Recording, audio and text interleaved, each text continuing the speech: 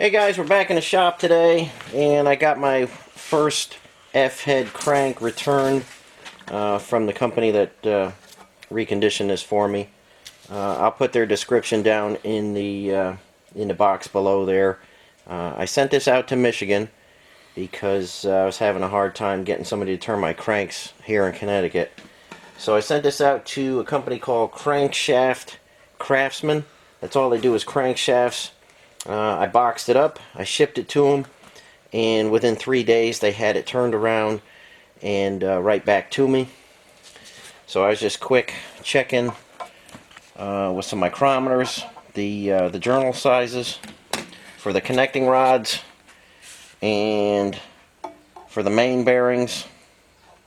And on this particular one, because it had been turned already, we've got our mains have been turned 30 and our connecting rods 40 thousandths, and they hit the dimensions on there perfectly, right to the 10 thousandths of an inch.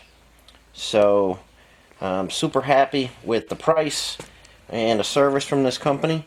So if anybody has any crankshaft needs, I highly recommend these guys. And like I say, I'll put their link below in the box so you could see how to get a hold of them. I've got one more coming in today, and we'll measure that one, see what that one comes out like. But right now we're going to put a F-head cylinder head together, and we'll reset up on that, and we'll talk a little bit about valves and how to get all the valve train right, and there'll be some discussion on that next. Okay guys, we're going to put this F-head together. I got Matt on the camera, so any out of focus stuff, you direct that to Matt. This head started out as this came off an engine that had 108 miles on it. This was the cylinder head on the engine that came in the snowblower Jeep, and that Jeep only had 108 miles on it. It was so completely packed up in all the coolant passages that I didn't use it on the engine because I just couldn't get it clean enough. I spent quite a bit of time chiseling out all the rust and corrosion and sludge that was in this. I soaked it for 3 or 4 days, and it's come out squeaky clean finally. And I took 1.5 thousandths off the surface here, and that cleaned it up perfectly. The seats are in very good condition where the valves are going to go. There's the original valves, and I'm going to use those. This is such a low mileage engine. Everything is in good shape. I got all the carbon off the valves, so these are going to work good. But I'm going to show you how to check these and how to make sure you're not ruining your valves as soon as you put them in.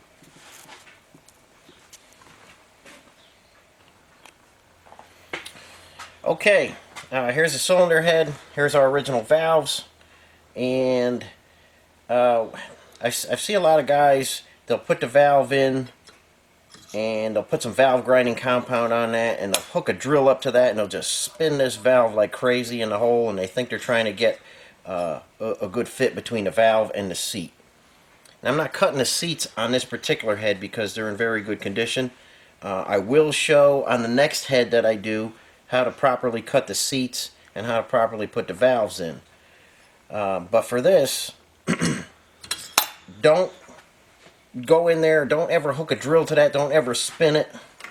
This is an old valve lapping tool, and I just got a piece of steel in there so you can see the action.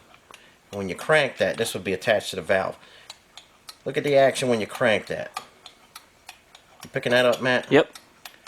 Okay, that's how a valve would be lapped in. If you just hook that to a drill and you got lapping compound on that, you're just going to put a ring, a groove in your valve, and that'll last for maybe 2 miles and it'll start leaking. Here's another old time.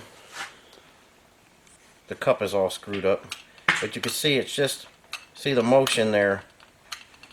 That's how you lap a valve in. And then from there we evolved to these little lapping sticks. And we're not lapping these in yet, I'm just showing you. And when you lap it, you just go like that, quarter turn, then turn it, quarter turn. Do not spin that in a circle like crazy, because everything will go bad. Now what I like to do is take a little bit of Dykem.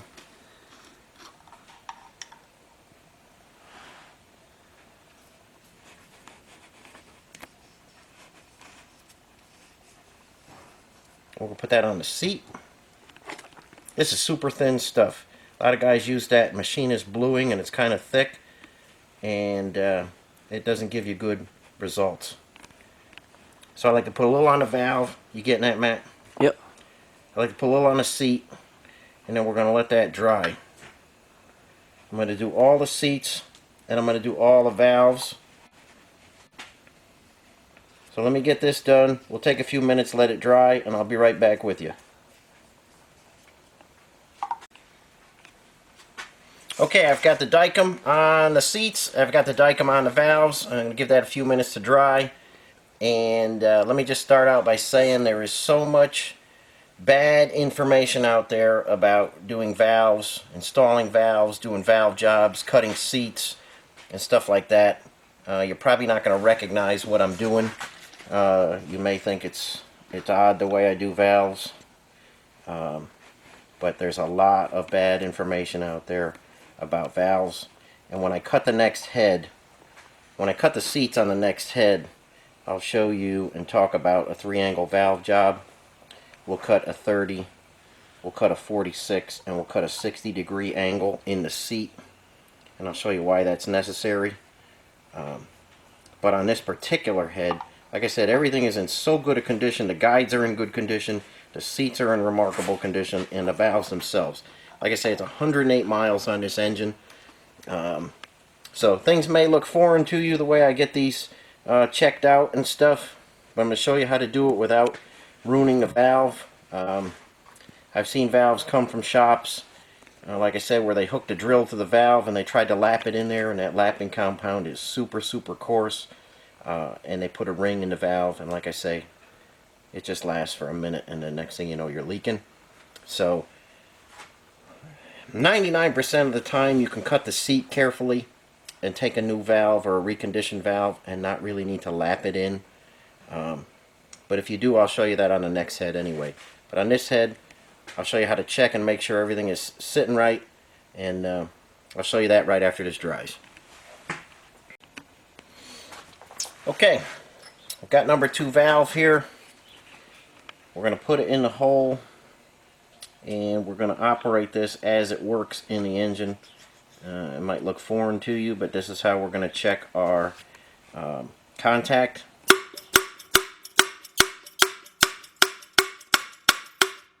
Just pop that up and down a bunch of times. Can you come in on this valve, Matt? Or you want me to get closer? Nope. You got it? Yep, we're there. Can you see this area here? Can you see the shadow all around there? Hold on. Yep. You see that shadow all around there? Yep. Okay, what that's showing is our contact pattern. We have a good line all the way around that valve. It's centered in the valve angle face. I think you can see the 2 lines. Can you see 2 lines, Matt? One down here, one up here? Yep. Okay. Now if you look at that all the way around. Now we didn't spin this valve at all, and we didn't try and lap it in or anything. We're just showing and making sure that's how the valve is going to work. When the valve's in this engine, it's going to open close sharply like that. So that's what we want to check. These other ones got a little too dry for me. I put the heat on them too much, so we're just going to put a little bit of fresh stuff on there. And you use a Dykem because it's super thin. If you had that machinist bluing on there and you put it too thick, it's going to give you a false reading.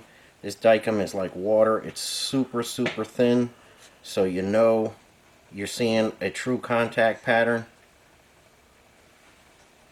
Again, I'll show it to you again. We're just going to drop this in the guide. Make sure you got the good guides in there. You on it, Matt? Yep. Okay, we're just going to operate this like the valve operates.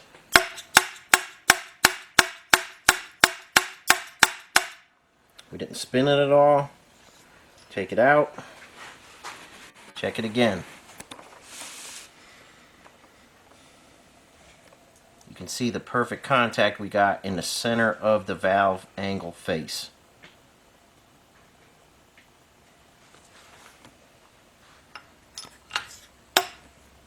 We'll do the last one. So as you're doing that, Brian, what would the valve, that angle surface, what would that look like if it had a lot of wear on it? Most of the time on the intake valves,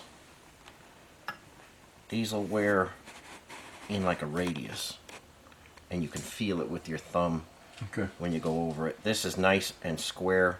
From here to here is perfectly flat, and this valve is a 45-degree angle valve, so that angle is perfectly flat. The intake valves take quite a beating, and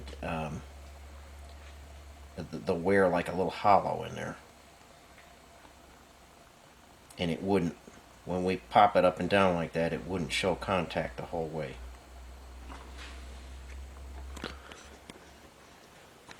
So we'll do the last one. And again, this is just how this valve works in the engine. We're not spinning this at all. We're not getting any false readings.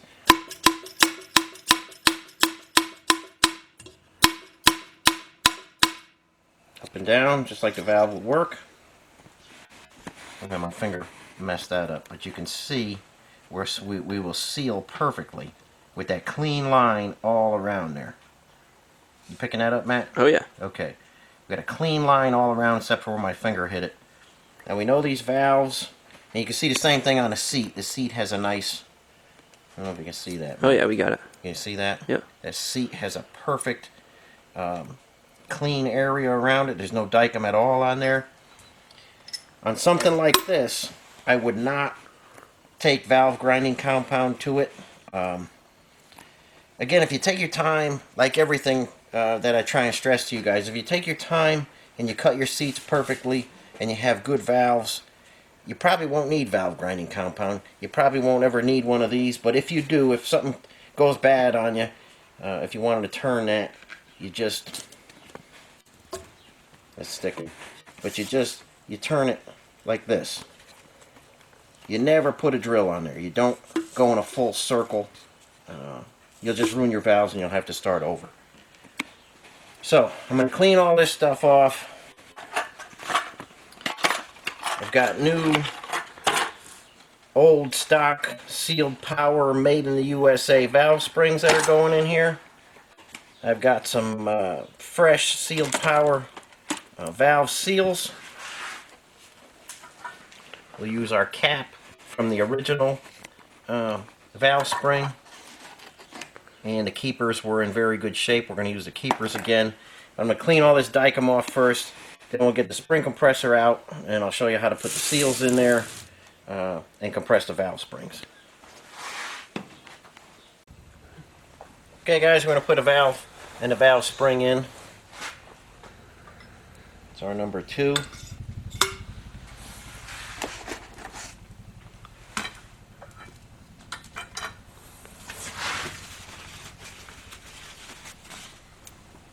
One thing you'll notice when you buy springs, and it's just a little weird thing.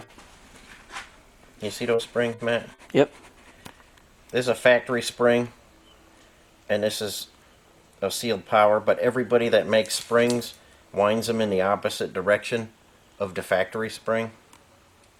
And there's no up or down on this like there is on the exhaust valves, but everybody just winds them in a different direction.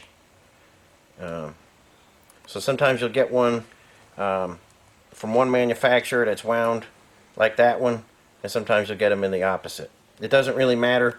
The spring rate is the same. So we're going to clean our little cap off here. I'm kind of working upside down, so you got to bear with me.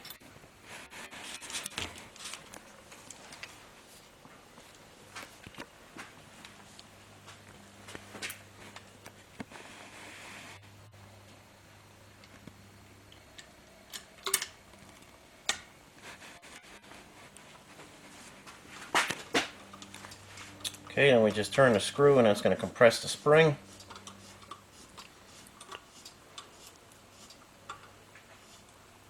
Can't see what I'm doing.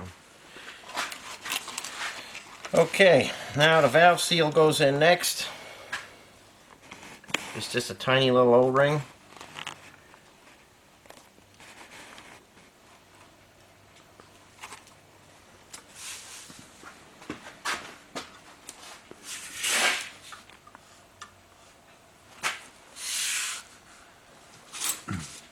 You might need to kind of hook that on with a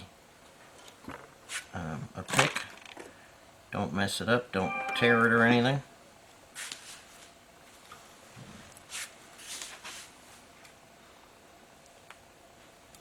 Is there a shoulder that's going on, Brian? It's going right on the valve. Okay. Because there isn't a shoulder. So it's basically... It's going right here. Yes, okay. Well, let me show everyone. Hold on. Just here. Right. Okay, that's in there. Be careful with it, don't mess it up at all. They grab some keepers. Grab that other one out of there, Gary.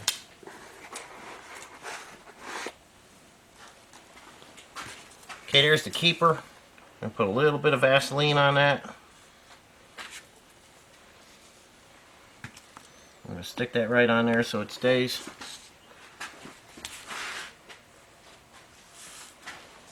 There's the second keeper. A little Vaseline on that.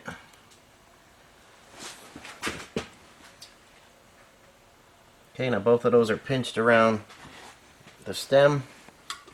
We loosen this. Everything's going to come up. Our valve seal, our cap, everything is going to fall right into place.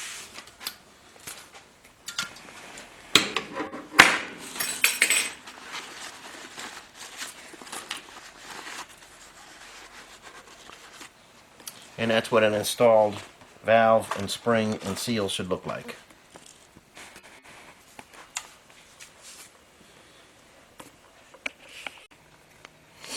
Okay guys, there's our valves, our springs, our keepers, oil seals, everything's in place. This will go on the engine now. All the bolts will get torqued down and then we'll assemble the rest of it. And one thing when you're putting these engines together and you're putting a cylinder head on, I always put the cylinder head on with the motor laying on its side. I'm going to try and show you. I don't know if Matt's going to pick it up. I'm going to wrap this thing like this. You see all the junk falling out of that, Matt? See all the stuff on the bench? Yep, all the sand. It's all rust and crud that was in the cooling system. So I've blown this out 100 times. I've soaked it. I've done everything I can, but every time I move it, a tiny little bit of stuff comes out, and you don't want rust particles in your engine. So if you carefully take this and think you're going to set it over the head like that, there's a good chance you're going to get some junk in there. So turn your engine on its side and assemble this sideways to the engine so nothing can fall down in the piston bore there. Just a little something I like to do when I'm assembling engines to keep all the grit out of there.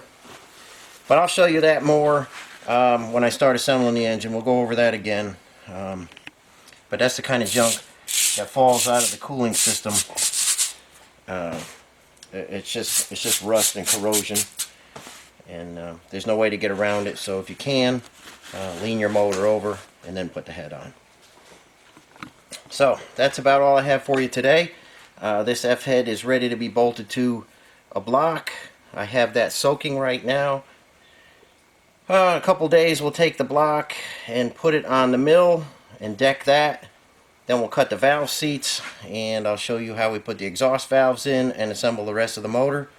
And the crank is here. I just got to get some bearings now. So things are moving along with the F-head build. And I'll catch you on the next video. Thanks for watching.